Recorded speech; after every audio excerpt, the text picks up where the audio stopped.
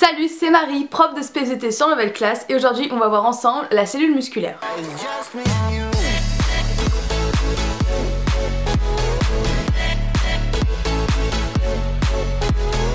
Dans la vidéo sur les réflexes, on avait vaguement abordé la contraction musculaire. Si ça ne te dit rien, va voir la vidéo, elle est disponible sur la chaîne YouTube. Et bien aujourd'hui, on va voir plus en détail cette contraction musculaire avec la cellule musculaire qui est responsable de toutes ces contractions. On y va, c'est parti!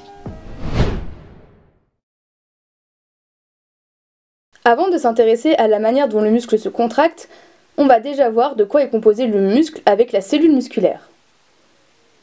Encore une fois, dans la vidéo sur les réflexes, on avait vu que le muscle était composé de plusieurs fibres. Eh bien, chaque fibre d'un muscle est en fait une cellule musculaire. Chacune de ces cellules comprend des myofibrilles.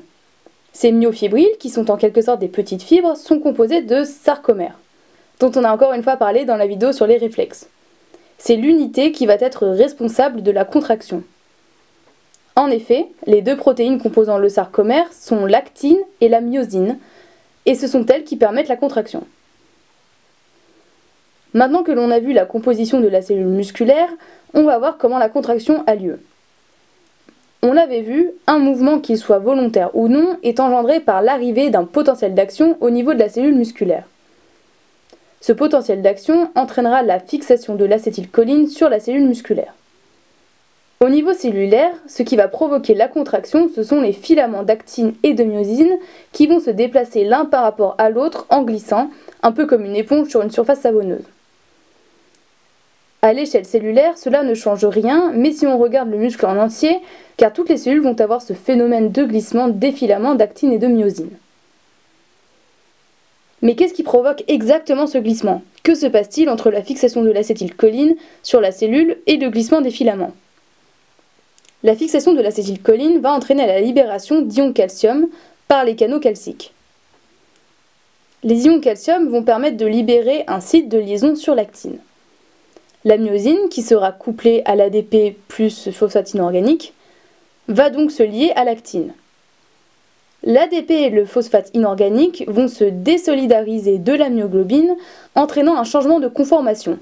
La myosine va changer d'angle, passant de 90 degrés à 45 degrés, ce qui va faire glisser l'actine sur la myosine.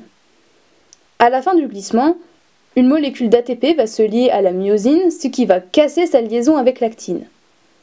On est presque revenu à ce qu'on avait au départ. L'ATP va subir une réaction d'hydrolyse, ce qui va mener à la présence d'ADP et de phosphate inorganique sur la myosine, comme au départ.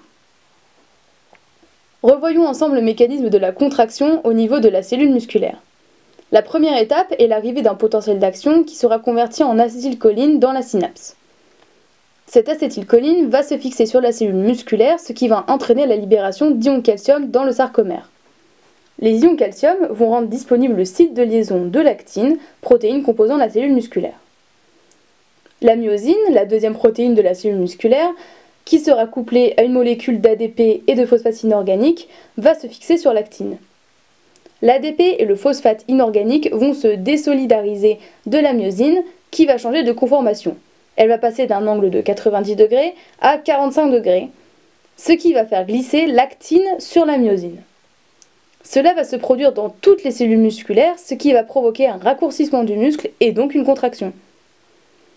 Une fois la contraction finie, une molécule d'ATP va se fixer à la myosine. Cet ATP va être hydrolysé en ADP et phosphate inorganique, comme ce qu'on avait au début.